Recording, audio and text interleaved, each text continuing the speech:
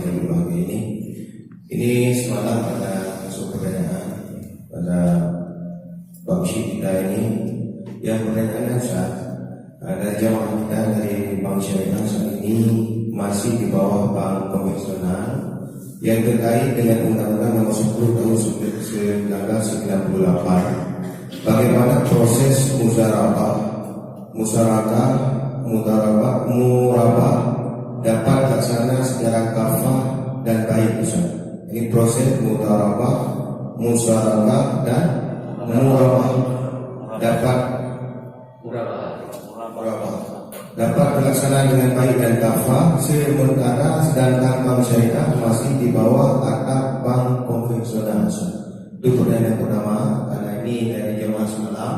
Insyaallah juga nanti kalau ada pertanyaan dari Bapak Ibu sekalian nanti bisa disampaikan kepada Ustaz. Demikian Ustaz, terima kasih. Jazakallahu khair atas yang bertanya. Ini mudah-mudahan beliau yang bertanya ini diberikan kemudahan oleh Allah Subhanahu wa taala, dan ini mudah-mudahan sebagai wasilah kita dipertemukan Allah di jannah. Karena ketakutan daripada yang bertanya, takutnya kita yang sudah menggunakan nama syariah cuma embel-embel saja bahwa nama syariah, tapi kita kufur terhadap Allah. Mudah-mudahan baik sangka yang bertanya menginginkan kami sebagai praktisi bank syariah bisa betul-betul menjalankan Islam secara kafah. Perlu diinformasikan, sebelum Undang-Undang Nomor 10 Tahun 98, perbankan di Indonesia belum menggunakan nama syariah, yaitu Undang-Undang Nomor 7 Tahun 92, yaitu Undang-Undang Perbankan, sehingga pada waktu itu bank muamalah menggunakan bank dengan prinsip bagi hasil, belum menggunakan kata syariah. Di tahun 98 ini Undang-Undang Nomor 7 Tahun 92 dirubah, direvisi, sehingga di situ boleh membuka bank syariah. Di Undang-Undang Nomor 10 Tahun 98, 3 bentuk bank syariah yang dibuka. Yang pertama, bank murni syariah, ini bank muamalah. Yang kedua, bank konversi, dari bank konvensional menjadi bank syariah. Ini dimotori adalah bank susila bakti dikonversi menjadi bank syariah mandiri. Ya, itu yang kedua. Yang ketiga, pertanyaannya, yang bank konvensional membuka pintu, dia buka unit usaha syariah, dual banking system. Ini dimotori oleh BNI Syariah, di mana alhamdulillah tahun 2010 dia sudah menjadi bank umum syariah. Ya, BNI Syariah ini kalau kita singkat Pak, BNIS, benci neraka, idamkan surga. Ya, jadi BNIS itu benci neraka, idamkan surga. Dan yang kedua, BNIS itu adalah bantu nasabah ikuti syariah. Makanya insya Allah ketika kita tahu seperti itu, kita akan dapatkan Undang-Undang Nomor 10 Tahun 98 tadi Pak.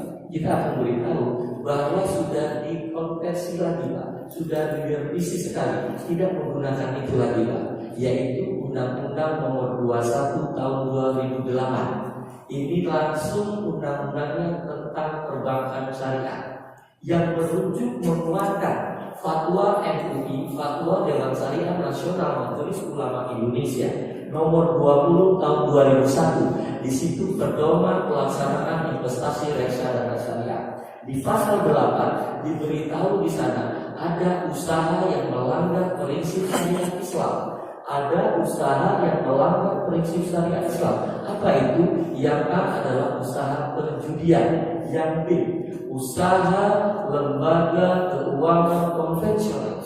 Usaha lembaga keuangan konvensional dalam kurung ribawi, tutup kurung, termasuk perbankan dan asuransi konvensional. Perbankan dan asuransi konvensional telah dihukumi oleh Dewan Syariah Nasional Majelis Ulama Indonesia adalah riba. Riba dihukumi oleh Allah di surat Al-Baqarah ayat 275. Wa Allah baina wa harama riba. Allah halalkan jual beli dan haramkan riba. Nah, maka dengan ini jelas bahwa apakah dia menggunakan dia sebagai unit usaha syariah ataukah dia bank umum syariah, insya Allah bisa menjalankan akad-akad yang disebutkan tadi, yang namanya mudarabah, yang namanya musyarakah, yang namanya murabah. Mudarabah adalah akad kerjasama, musyarakah adalah akad kongsi, di mana ketika terjadi kerugian dibagi sesuai porsi modal yang ditempatkan, ketika mendapatkan keuntungan dibagi sesuai nisbah yang diperjanjikan. Sementara yang namanya akad murabahah itu adalah bagian daripada jual beli. Jual beli ini sudah 3 yang difatwakan oleh Dewan Syariah Nasional Indonesia, yaitu yang pertama Fatwa nomor 4 tahun 2000 tentang murabahah. Murabahah itu adalah barangnya ada, bayarnya cicil, tidak boleh ada denda keterlambatan. Walaupun di fatwa ini dibolehkan, ternyata yang dibolehkan adalah ketika antum sekalian punya uang tidak mau bayar. Jadi bukan yang terlambat membayar angsuran yang dikenakan denda, tapi yang dikenakan denda itu adalah yang punya uang tidak mau bayar. Dan uang denda itu bukan untuk perbankan syariah, tapi diberikan ke lembaga sosial.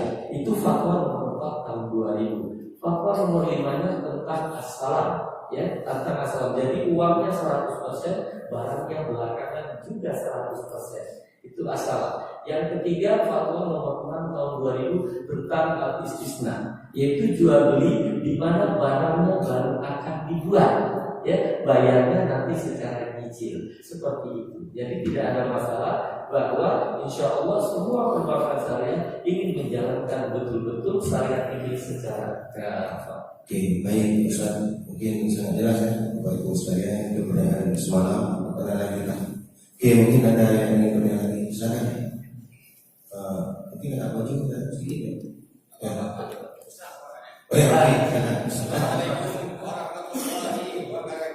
Waalaikumsalam warahmatullahi wabarakatuh. Tadi Pak Ustaz bicara ekonomi syariah. Nah, Dari bank-bank muamalah. Bang,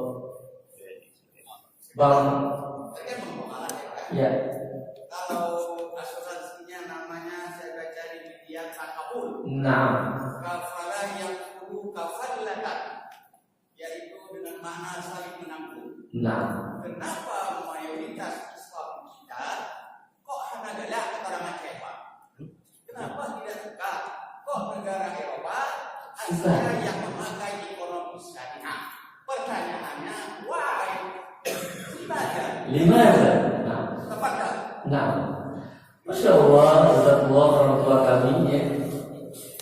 Perbankan syariah ini harusnya diminati oleh orang-orang Islam, seorang muslim, karena dia merujuk kepada syariat Islam. Tapi di mana? Kenapa kita takut? Karena belum kenal. Karena sering sekali yang hadir di majelis untuk hadir ke masjid sering sekali ketakutan, Pak.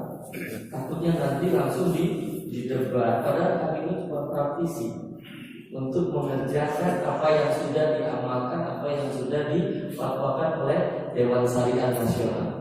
Ya, jadi luar biasa ya apa yang Bapak tanyakan. Ya, kenapa masyarakat Muslim dia takut? Banyak sekali informasi-informasi yang masyarakat itu terdistorsi.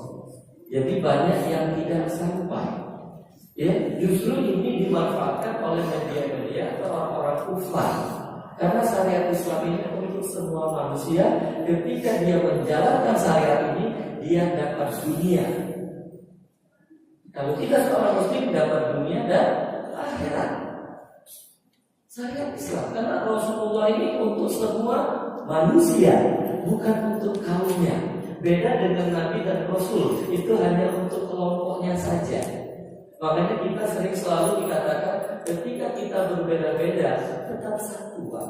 Ini Indonesia, ya. Dan ini Allah kabarkan dalam Al-Quran. Ketika kalian terjadi perbedaan, Allah kabarkan di surat An-Nisa ayat 59. Ya, kita disuruh untuk ikut Allah, ikut Rasul dan pemimpin kita. Tapi ketika kita terjadi perbedaan, wa in tanaza'tum fi syai'in farudduhu ila Allah wa Rasul. Kalau kita terjadi perbedaan, kembalikan kepada Allah dan Rasul. Jadi Bapak Ibu sekalian, saya berharap apa yang disampaikan dari penanya tadi, orang tua kami tadi, tolong jangan benci kami ketika kami salah. Tolong tegur kami, Pak. Tolong nasihatkan kami. Kami ingin berubah. Kita bersama-sama menegakkan syariat ini. Apalagi di bumi Nandor Aceh Darussalam. Bumi Indonesia yang benar-benar cinta dengan NKRI dan cinta dengan agama. Dan disinilah salah satunya ya provinsi yang ingin menegakkan syariat Islam dan ingin memperlakukan syariat Islam. Makanya Nadro Aceh Darussalam Sumawe ini tidak dibenarkan lagi perbankan riba, tapi kita tidak boleh memaksa. La ikraha fiddin, tidak ada paksaan dalam agama ini. Yang paling penting adalah menyampaikan. Karena Allah kabarkan wa ma arsalnaka bil haq basiro wa naziro. Kita hanya menyampaikannya kan, kasih berita gembira baru diberi peringatan. Apa itu berita gembiranya? Ketika antum sekalian yakin bahwa perbankan konvensional riba itu dihukumi Allah haram, antum yakin saja seluruh dosa antum dihapus oleh Allah. Berita gembira atau berita menakutkan? Iya. Berita gembira, saya sudah menyampaikan ayat ini Pak ya. Jadi saya berikan kepada antum berita gembira. Antum dihapus oleh Allah seluruh dosa-dosa antum tentang riba. Limaza? Karena Allah yang kabarkan. Karena antum takut dengan azab Allah. Di mana Allah kabarkan? Di surat Ali Imran ayat 31. Karena kita cinta dengan Allah. Apa ayat kabarkan Allah? Qul in kuntum tuhibbunallah fattabi'uni yuhibbukumullah wa yaghfir lakum dzunubakum wallahu ghafurur rahim. Kalau kalian cinta dengan Allah, ikuti Muhammad. Karena Muhammad melaknat orang-orang pemakan riba, yang bayar riba, yang mencatatnya, yang dua saksinya, semuanya sama. Nah, ketika kita mencintai Allah, ikuti Muhammad. Allah akan mencintai kalian. Allah akan menghapus dosa-dosa kalian. Karena Allah Maha Pengampun dan Penyayang. Mungkin seperti itu Pak. Mohon doakan kepada kami. Mudah-mudahan kami bisa istiqomah dan mudah-mudahan kita nanti dipertemukan Allah di jannah. Baik, mungkin ada pertanyaan lagi. Ya. Oh, dari sebelum Uli. Kita ya silakan Abu Hashim. Bismillahirrahmanirrahim. Assalamualaikum warahmatullahi wabarakatuh. Waalaikumsalam. Ditanyakan penjelasan yang pertama, sekarang itu banyak orang beralasan belum diyakini dengan bank syariah karena sumber modal utama peralihan dari bank konvensional ke bank syariah itu sumbernya katanya masih dari bank konvensional, sumbernya itu dasarnya riba. Nah, itu yang pertama. Kemudian yang kedua, ada perusahaan-perusahaan yang membayar gaji pegawai atau karyawannya itu hanya kepada bank konvensional, tidak ada pilihan bank syariah. Yang pertama, saya ini bermohon kepada Ustaz sebagai praktisi perbankan syariah ataupun ekonomi syariah supaya mensuarakan ini kepada pemerintah supaya karyawan punya pilihan untuk gajinya dibayarkan lewat bank syariah. Nah, kemudian bagaimana solusinya? Gaji kita dibayarkan ke bank konvensional. Bagaimana solusinya kepada karyawan untuk menghindari riba? Demikian terima kasih. Assalamualaikum warahmatullahi wabarakatuh. Waalaikumsalam warahmatullahi wabarakatuh. Masya Allah ya, orang-orang tua kami di sini semangat untuk meninggalkan ribanya luar biasa. Ya, Jazakallahu khairan Pak. Mudah-mudahan ini wasilah kita Pak ya. Ini apa yang mulai Bapak sampaikan di sini. Saya sampaikan untuk menjawab pertanyaan ini. Pertama, modal dari bank konvensional. Ya, modal dari bank konvensional dari bank riba. Ini sudah dikabarkan pada zaman Rasulullah. Ya, jadi para sahabat itu Pak, ketika dia hijrah, dia tidak ada berpikir lagi yang namanya harta. Dia tinggalkan semua untuk mengikuti Rasulullah. Karena dia ingin ikut kemana Rasulullah pergi. Siapa dia? Abdurrahman bin Auf. Ya, dia tinggalkan semua hartanya di Mekah. Dia orang kaya, tapi karena dia cuma bawa badan saja. Ya, ternyata di sana dipersaudarakan oleh Rasulullah dengan sahabat Ansor. Nah, sahabat Ansor apa? Memberikan seluruh hartanya itu dibagi dua. Setelah itu istrinya apa? Istrinya juga silakan, mana yang antum pilih, yang cantik saya ceraikan, ambil. Itu sahabat Ansor Pak. Makanya yang namanya sahabat itu istrinya nggak satu Pak. Ya, itu seorang muslim. Ya, makanya salah satu datangnya rezeki itu menikah. Jadi kalau bapak-bapak atau kawan-kawan yang muda-muda, kalau yang belum nikah segera nikah, karena ini syarat ya sebagai untuk memudahkan kita dapat rezeki. Nah kalau bapak-bapak yang baru satu masih juga serat nikah lagi, ya, sampai empat. Tapi kebanyakan ada di tempat lain ada menjadikan satu pamali. Pamali itu bahasa di sana pantangan gitu Pak ya. Padahal ini adalah syariat Islam Pak. Jadi alhamdulillah saya ketika hijrah itu Pak diberi izin oleh istri saya untuk menikah kembali. Masya Allah, ini satu nikmat yang luar biasa. Kemana-mana istri saya hadir Pak. Di tengah-tengah ibu-ibu itu ada istri saya. Ada. Ya. Istri saya itu Masya Allah ya. Dia yang memberikan saya untuk kekuatan ini Pak. Ya. Ketika dia mengizinkan saya menikah kembali, kemana-mana dia saya bawa. Ya. Itu seorang suami Pak. Tapi kalau perempuan dia menahan, suami paling pintar kalau yang seperti itu. Ya, Pak ya. Jadi kita kembali ke sana tadi Pak. Masya Allah, ketika muda itu tidak ditanya oleh Allah, Rasul tidak ada. Tapi ketika sudah di kita ini baru dipertanyakan. Jadi Allah tidak pernah melihat ke belakang, tapi yang dilihat Allah saat ini dan setelahnya. Kita harus tahu ini riba tinggalkan. Setelah itu jangan lihat ke belakang. Ya, karena Allah tidak pernah melihat sebelumnya, Pak. Karena Allah akan lihat nanti akhirnya. Akhir ini kita taat atau tidak. Ya, jadi insya Allah, alhamdulillah karena apa? Semua saat ini di Indonesia sejak tahun 97 tidak ada yang tidak kenakan bunga, nggak ada. Ya, kita semua dibantu oleh IMF. Ya, IMF pada saat zaman krisis. Ada yang tahu Pak IMF? Ya, International Monetary Fund. Ya, itu kata orang Pak. Tapi kata saya IMF itu apa? Indonesia Mafi Fulus. Ya, IMF itu apa? Indonesia Mafi Fulus. Nah, uang. Dia membantu itu dengan selembar kertas saja. Namanya BLBI. Itu kondisinya Pak. Jadi semua berbasis bunga pada saat kita menghidupkan bangsa ini saat ini. Sampai dengan saat ini Pak. Yang menandatangani BLBI sudah masuk penjara, keluar penjara.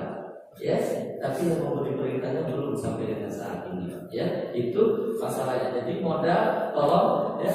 Jadi jangan dilihat, tapi praktek kami yang tolong Bapak perhatikan, ya. Kalau kami ada salah karena di Undang-Undang Nomor 21 Tahun 2008 di pasal 56 Pak, kalau ada praktisi, pemimpinnya kah, direksinya kah, komisarisnya kah, dewan pengawas syariah yang tidak mau menjalankan syariat, itu bisa diberikan sanksi administratif. Sanksinya apa? Di pasal 58 Pak. Teguran tertulis, denda uang sampai diberhentikan Pak. Sampai diberhentikan sebagai pegawai bank syariah ataupun kantornya ditutup Pak. Ya, kantor bank syariahnya ditutup ketika kita tidak mau menjalankan syariat Islam. Ya, itu fungsinya. Ya, baik. Yang kedua. Ya, mengenai gajinya di bank konvensional. Oh, betul. Sebelum ini saya ingin berkonsultasi ini karena ada jamaah yang sudah mau keluar. Bapak Ibu yang misalnya ada yang mau keluar